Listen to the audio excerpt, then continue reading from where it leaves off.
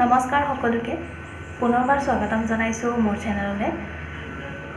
আজি এটা ভিডিঅ' লৈ আহিছোঁ আপোনালোকৰ মাজলৈ, য'ত থাকিব দুটা মেয়নিজৰ বনোৱা পদ্ধতি। এটা হৈছে ভেজ মেয়নিজ আৰু আনটো হৈছে নন ভেজ মেয়নিজ। দুইটা মেয়নিজৰ ভিডিঅ' পদ্ধতি জানিবলৈ ভিডিঅ'টো শেষলৈ চাই থাকিব। যদি আপুনি মোৰ চেনেলত নতুন হয় তেতিয়াহ'লে ছাবস্ক্ৰাইব কৰি দিবলৈ নাপাহৰিব আৰু লগতে থকা টিলিঙাটো বজাই দিব, যাতে মোৰ আহিবলগীয়া ভিডিঅ'বোৰৰ ন'টিফিকেশ্যন আগতীয়াকৈ পায়। ভিডিঅ'টো শেষলৈ চাই থাকিব আৰু যদি ভাল পায় তেতিয়াহ'লে লাইক আৰু শ্বেয়াৰ কৰিবলৈ নাপাহৰিব। এতিয়া চাই লওঁ ভেজ মেয়নিজৰ কাৰণে কি কি বস্তুৰ প্ৰয়োজন।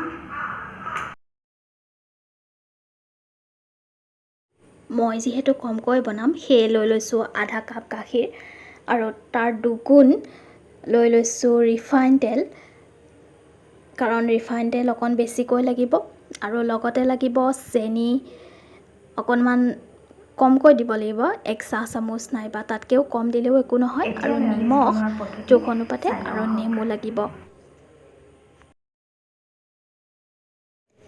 এয়া গাখীৰখিনি দি দিছোঁ মই এটা মিক্সি জাৰত।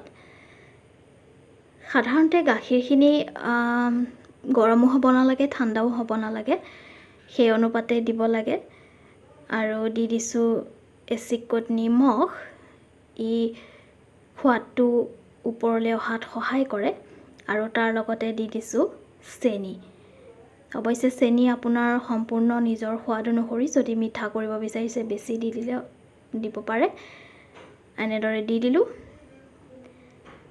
আৰু এনেদৰে মিক্সিত কেৱল মাত্ৰ 10 ছেকেণ্ডৰ কাৰণে মিক্সিটো অন কৰিলোঁ আৰু দি পেলাই ইয়াত অইল দি দিছোঁ। আৰু গোটেইখিনি অইল একেলগে দি দিব নালাগে, কম কম পৰিমাণে দি 10 ছেকেণ্ডহে মাত্ৰ অন কৰিব লাগে মটৰটো।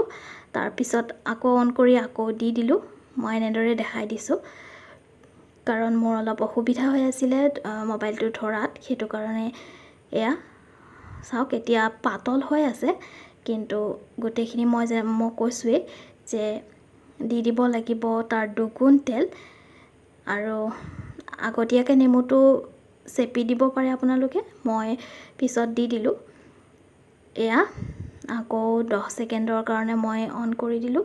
এয়া চাওক গোট মাৰি গৈছে, লাহে লাহে হৈ আহিছে আমাৰ মেয়নিজ। এয়া তেনেদৰে তেলখিনি দি 10 ছেকেণ্ডৰ কাৰণে মটৰটো চলাই থাকিব। সঁচাকৈ বহুত ধুনীয়া হৈ যায়। এয়া ইয়াৰ টেক্সচাৰটো হৈ আহিছে, ক্ৰমে লাহে লাহে এয়া হৈ গ'ল।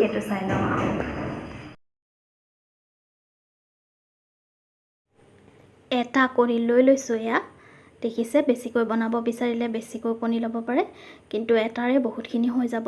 আৰু ৰিফাইন ল'লোঁ তাৰ দুগুণ, আৰু লৈছোঁ আধা চাহ চামুচ চেনি আৰু লগতে নেমু আৰু অকণমান নিমখ। এয়া গোটেইখিনি ৰেডি কৰি ল'লোঁ। এয়া কণীটো মিক্সি জাৰত দি লৈছোঁ। আমি যেনেদৰে ভেজ মেয়নিজ বনাইছিলোঁ ঠিক তেনেদৰেই সকলোবোৰ বস্তু দি দিব লাগিব। আৰু এয়া চেনি দি দিলোঁ। সাধাৰণতে মই গোটেইখিনি চেনি ব্যৱহাৰ নকৰিলোঁ, কমকৈ দিলোঁ।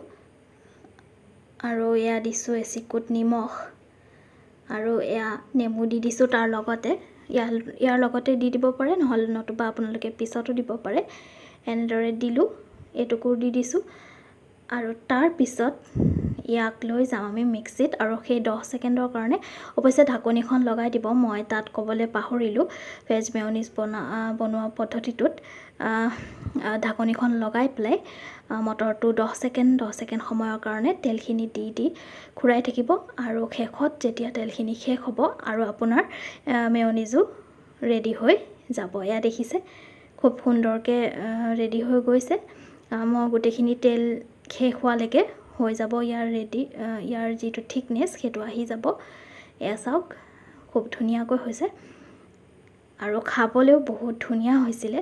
অৱশ্যে দুইটাই ভাল হৈছিলে, ভেজ মেয়নিজখিনিও ভাল হৈছিলে, নন ভেজখিনিও ভাল হৈছিলে।